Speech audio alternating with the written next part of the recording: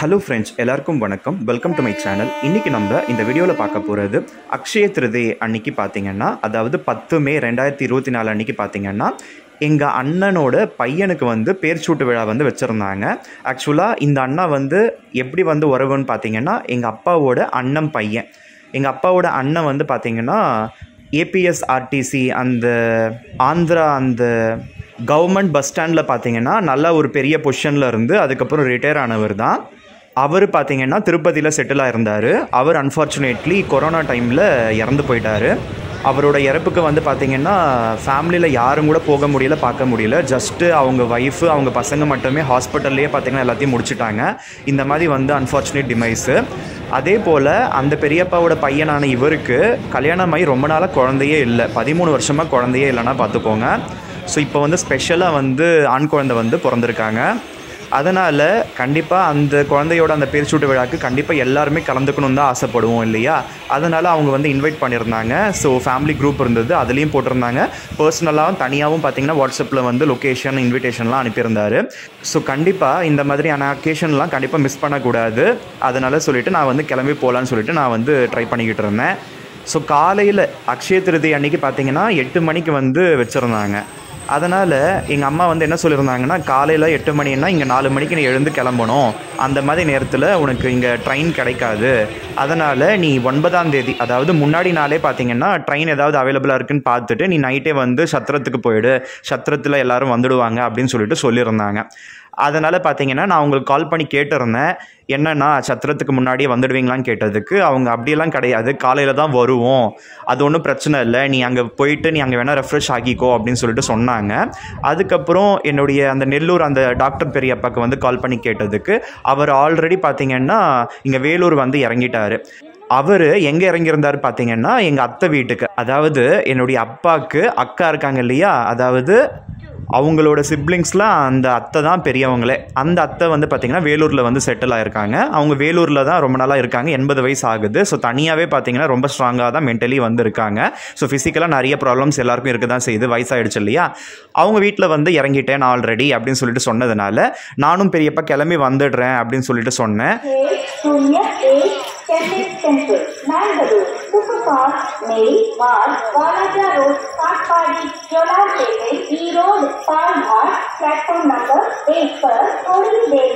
So okay கிளம்பி வந்துடுன்னு சொல்லிட்டு அவரும் சொல்லியிருந்தார். அதனால் நான் என்ன பண்ணியிருந்தேன்னா வேப்பம்பட்டிலேருந்து கிளம்பி நான் அரக்கோணம் வந்து போய் இறங்கியிருந்தேன். ஸோ அரக்கோணத்துலேருந்து பார்த்திங்கன்னா ஒரு எக்ஸ்பிரஸ் ட்ரெயின் வந்து பிடிச்சிருந்தேன்.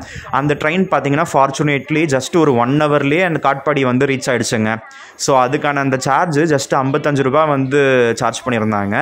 ஸோ இங்கேருந்து ஒரு 10 ரூபா கொடுத்து அரக்கோணம் போயிட்டேன். அதுக்கப்புறம் அங்கே 55 ரூபா, ஸோ 65 ருபீஸ்க்கு பார்த்திங்கன்னா நான் காட்பாடி போய் இறங்கியாச்சு வித்தின் 2 ஹவர்ஸில் 2.5 ஹவர்ஸ்லேயே. அதுக்கப்புறம் அந்த காட்பாடியிலேருந்து பார்த்திங்கன்னா எங்கள் அத்தை வீட்டுக்கு ஸோ ஸ்ட்ரைட்டாக வந்து பஸ்ஸஸ்ஸு அது மாதிரிலாம் அவைலபிலிட்டி இல்லை. ஷேர் ஆட்டோ பிடிச்சி இறங்கி அதுக்கப்புறம் இன்னொரு ஆட்டோ பிடிக்கிற மாதிரி வந்திருந்தது. நான் என்ன பண்ணியிருந்தேன்னா ஒரு ஷேர் ஆட்டோ வந்து ஏறி இருந்தேன். அது ஏறிட்டு அந்த நியூ பஸ் ஸ்டாண்டு அந்த மாதிரி சொல்லுவாங்க இல்லையா, அங்கே இறங்கிட்டு அதுக்கப்புறம் வந்து அங்கேருந்து வந்து போகிற மாதிரி வந்ததுன்னு நினைக்கிறேன். அப்படி போகாமல் நான் அவர்கிட்டே கேட்டிருந்தேன், சத்வாச்சாரியில் இருக்காங்க அத்தை, கொண்டு போய் விட முடியுமான்னு கேட்டதுக்கு விட்டுடுறேன்னு சொல்லிட்டு சொன்னார். ஸோ 100 ருபீஸ் கொடுத்தா ஓகேன்ற மாதிரி தான் பேசினாங்க. அதுக்கப்புறம் அந்த சத்வாச்சாரி கிட்ட போக போக பார்த்திங்கன்னா அவங்க அட்ரஸ் கரெக்டாக தெரியாமல் அங்கே இங்கே அலைஞ்சிட்டு அதுக்கப்புறம் ரொம்ப லேட் பண்ணி இறக்கி விட்டார். இறக்கி விட்டுட்டு நான் இங்கே தேவையில்லாமல் நான் வந்து அலைஞ்சிட்டேன், எனக்கு ஒரு 50 ருபீஸ் எக்ஸ்ட்ரா கொடுன்னு சொல்லிட்டு ஒரு 150 ருபீஸ் வாங்கிட்டு வந்து போயிருந்தார். ஸோ நான் இந்த மாதிரி நான் இங்கே சென்னையிலேருந்து கிளம்பி எங்கள் அத்தை வீட்டுக்கு 9ஆம் தேதி நைட்டே ஒரு 11 o'clock நான் ரீச் ஆயாச்சு. ஸோ இந்த எக்ஸ்பிரஸ் ட்ரெயினில் கூட பார்த்திங்கன்னா உட்காரத்துக்கெல்லாம் சீட்டெல்லாம் கிடைக்கல, அட்லீஸ்ட் நிற்கிறதுக்காவது இடம் இருந்தது. ஸோ நீங்கள் அந்த கம்பார்ட்மெண்ட்டில் எத்தனை பேர் எப்படியெல்லாம் இருக்காங்கன்னு சொல்லி நீங்கள் பார்த்துருப்பீங்க.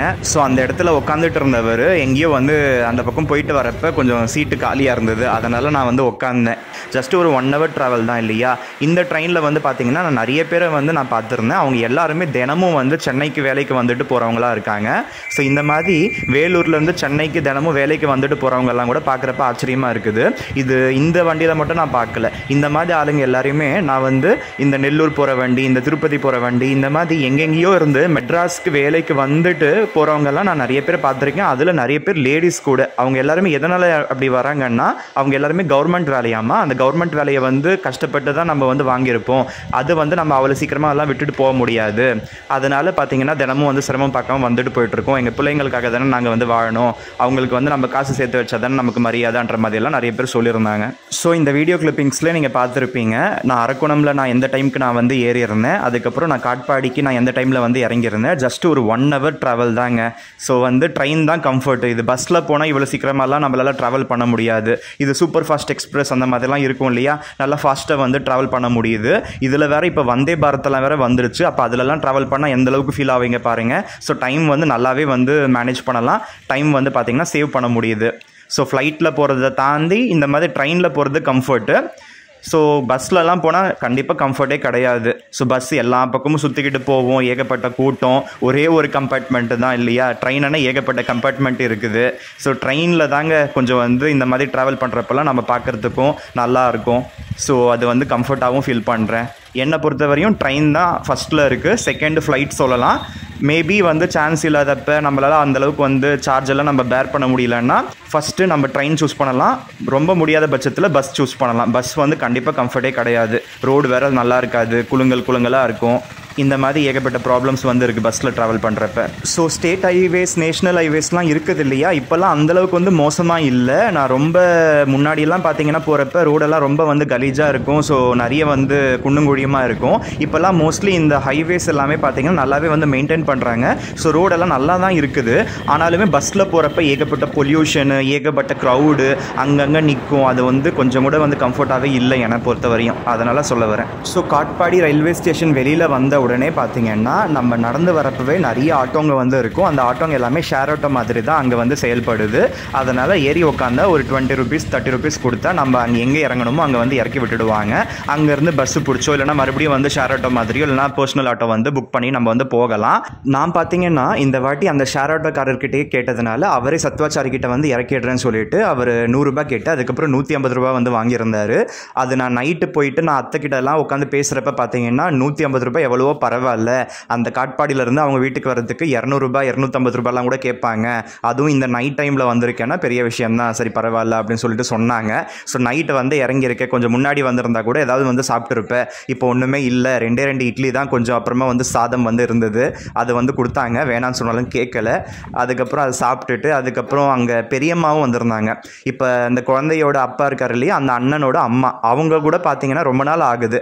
அந்த பெரியப்பா கொரோனாவில் இறந்துட்டாங்கன்னு சொன்னேன் இல்லையா, அதுக்கப்புறம் அந்த பெரியம்மாவை நான் பார்க்கவே இல்லை. அதனால் கொஞ்சம் முன்னாடி நாளே போனது. இவங்க எல்லாரையுமே தனியாக வந்து பார்த்து கொஞ்சம் திருப்தியாக உட்காந்து பேசுகிறதுக்கு வந்து அங்கே அட்லீஸ்ட் டைம் கிடச்சிது. அது எனக்கு வந்து கொஞ்சம் ரொம்ப சாட்டிஸ்ஃபைடாக இருந்தது. ஸோ நான் போனதுக்கு ஒரு 1 hour பிஃபோர் வந்து பார்த்தீங்கன்னா இப்போ அந்த குழந்தையோட அப்பா இருக்கார் இல்லையா, அந்த அண்ணனோட சொந்த தம்பி, அந்த அண்ணா வந்து வந்திருந்தார். அவர் வந்து 10 மணிக்கெல்லாம் எங்கள் அத்தை வீட்டில் வந்து இறங்கியிருந்தார். அவங்க பெங்களூரில் அவங்க ஒர்க் முடிச்சுட்டு அதுக்கப்புறம் ட்ரெயின் பிடிச்சி வந்திருந்தாங்க போல், அதனால் லேட்டாக வந்திருந்தாங்க. என்னை வந்து நீ முன்னாடியே வந்து கொஞ்சம் பிளான் பண்ணிவிட்டு வந்திருக்கலாம் இல்லை அப்படின்னு சொல்லிட்டு கேட்டாங்க. நான் ட்ரெயினில் வந்துக்கிட்டு இருக்கப்பவே பார்த்தீங்கன்னா பெரியப்பா வந்து ஃபோன் பண்ணி அங்கே ஏதாவது ஆட்டோ கிட்ட வந்து மாட்டிக்காத, ஆட்டோக்காரங்க எக்ஸ்ட்ராவாக பிடிங்கிடுவாங்க, பார்த்து வந்து வா, நீ ஷேர் ஆட்டோ வந்து இறங்கிட்டு அதுக்கப்புறம் இன்னொரு ஆட்டோ போடி, உனக்கு அப்போ வந்து ஷேர் ஆட்டோக்கு ஒரு 20 rupees, அதுக்கப்புறம் இன்னொரு ஆட்டோ வந்து ஒரு 150 ரூபாய், எல்லாம் சேர்த்து ஒரு 180 200 ரூபாய்க்குள்ளே முடியும்லாம் வந்து அட்வைஸ் பண்ணியிருந்தாங்க. நான் என்னடானா கடைசியாக வந்து ஒட்டுமொத்தமாகவே நான் 100 ரூபாய்க்கு தான் நான் பார்கெயின் பண்ணியிருந்தேன். கடைசியில் அந்த ஆட்டோக்காரர் வந்து பார்த்தீங்கன்னா 150 வந்து வாங்கிட்டு போயிருந்தார். ஸோ பட் ஓகே தான், 11 o'clock வந்து நான் வந்து ரீச் ஆகிட்டேன். ஆனால் அந்த ஆட்டோக்காரர் வந்து அந்த மாதிரி வந்து அலைச்சல் காமிக்காமல் கரெக்டாக அந்த அட்ரஸ்க்கு கொண்டு போய் விட்டுருந்தாங்கன்னா இன்னும் ஒரு 15 minutes நான் முன்னாடி நான் அவங்க வீட்டுக்கு வந்து நான் போயிருந்திருப்பேன். ஸோ நைட்டு வந்து பெரியப்பா கிட்ட, அண்ணன் கிட்ட, அந்த பெரியம்மா கிட்ட, அத்தை கிட்டலாம் பேசிட்டு தூங்குறதுக்கே பார்த்தீங்கன்னா ரொம்ப நேரம் ஆச்சு. அதுக்கப்புறம் புது இடம் இல்லையா, அந்தளவுக்கு தூக்கம் வந்து வரலை. அதுக்கப்புறம் பார்த்தீங்கன்னா எப்படியோ வந்து தூங்கி இருக்கேன். காலையில் 5 o'clockலாம் எழுப்பி விட்டுட்டாங்க. அதுக்கப்புறம் குளிச்சுட்டு கிளம்பிட்டு நானும் இந்த அண்ணா வந்து பார்த்தீங்கன்னா ஃபஸ்ட்டு நாங்கள் கிளம்பி பஸ்ஸில் போயிட்டு அதுக்கப்புறம் அந்த ஹாலுக்கு வந்து நாங்கள் போயிட்டோம். ஸோ நாங்கள் போனப்போ ஒன்றும் அந்தளவுக்கு கூட்டம் இல்லை, அப்போ தான் எல்லோரும் வந்துக்கிட்டு இருந்தாங்க. அதுக்கப்புறம் பார்த்தீங்கன்னா ஸோ 8 o'clock ஸ்டார்ட் பண்ண வேண்டியது நேமிங் செரிமனி, ஒரு 9 o'clock அந்த மாதிரி தான் ஆரம்பித்தாங்க. ஸோ இப்போ நீங்கள் பார்த்துக்கிட்டு இருக்க இந்த பஸ் ஸ்டாண்டு வந்து பழைய பஸ் ஸ்டாண்டுன்னு சொல்லுவாங்க. நான் சின்ன வயசுலலாம் பார்த்தீங்கன்னா எனக்கு நல்லாவே ஞாபகம் இருக்குது. இந்த பஸ் ஸ்டாண்டில் தான் நாங்கள் வந்து மெட்ராஸ்க்கு பஸ் ஏறுவோம், அதுக்கப்புறம் மெட்ராஸ்க்கு வந்து இறங்குவோம். அப்போல்லாம் பார்த்தீங்கன்னா எங்கள் அம்மா என்னை வந்து மெட்ராஸ்க்கு வரப்பெல்லாம் பஸ்ஸில் தான் கூட்டிகிட்டு வருவாங்க. பஸ் ஏறி உட்காந்த உடனே பார்த்தீங்கன்னா அந்த வீல் சிப்ஸ் வந்து விற்றுக்கிட்டே வருவாங்க. அது வந்து வாங்கி கொடுத்துடுவாங்க. அதை சாப்பிட்டுக்கிட்டே இருந்தால் பார்த்தீங்கன்னா கடைசியில் வந்து மெட்ராஸ் வந்து வந்துடும். அந்த போரூர் ஏரியெல்லாம் வந்துச்சுனாலே மெட்ராஸ் வந்துடுச்சுன்னு நான் சொல்லுவேன். அங்கே வந்து பார்த்தீங்கன்னா அந்த போரூரில் என் கசின், அதாவது எங்கள் அம்மாவோட அண்ணன் பொண்ணில் ஃபஸ்ட்டு பொண்ணு பார்த்தீங்கன்னா அப்போ அங்கே சாரதி எக்ஸ்போர்ட்ஸ்னு ஒரு ஆஃபீஸில் அக்கௌண்டண்ட்டாக வந்து இருந்தாங்கன்னு நினைக்கிறேன். அதனால் மெட்ராஸ் இறங்கினாலே அவங்க ஆஃபீஸ் போயிட்டு அவங்க கூட பேசிவிட்டு அதுக்கப்புறம் தான் அவங்க பத்மநாப நகரில் வந்து ரெண்டட் ஹவுஸில் இருந்தாங்க அந்த மாமா அத்தை. அதாவது எங்கள் அண்ணி கல்யாணம் ஆகிறதுக்கு முன்னாடி நான் சொல்லிக்கிட்டு இருக்கேன். அதனால் அதுக்கு முன்னாடி மெட்ராஸ் வந்துட்டு போன அந்த அனுபவம் எல்லாமே இருக்குது. அந்த பஸ்ஸஸ் எல்லாமே அந்த பழைய பஸ் ஸ்டாண்ட்லேருந்து தான் கிளம்பும். ஸோ இப்போ நீங்கள் பார்க்குற இடம் வந்து பார்த்தீங்கன்னா ஹூசூர்னு சொல்லுவாங்க. இந்த ஹூசூர் வந்து அந்த ஸ்ரீபுரம் அந்த தங்க கோயில் இருக்கு இல்லையா, அதை தாண்டினதுக்கப்புறம் அடுத்த ஊருன்னு நினைக்கிறேன். ஸோ இந்த ஊரில் தான் ஒரு ஹாலில் எங்கள் அண்ணா வந்து அவரோட பையனுக்கு நேமிங் செரிமனி வந்து வச்சுருந்தாரு. எங்களோட ஃபேமிலி நேம் வந்து பார்த்தீங்கன்னா உய்யாலா. அந்த உய்யாலா ஃபேமிலி எல்லாமே பார்த்தீங்கன்னா இந்த ஹூசூரில் தான் வந்து நிறைய பேர் இருந்திருக்காங்க. எங்கள் ஃபேமிலி அந்த பூர்வீகத்தில் பார்த்தீங்கன்னா அந்த விநாயகர் கோயில் கட்டியிருக்காங்க. அதுக்கப்புறம் எங்களுக்குன்னு முனீஸ்வரன் குலதெய்வம் கூட இந்த ஊரில் வந்து இருக்குது.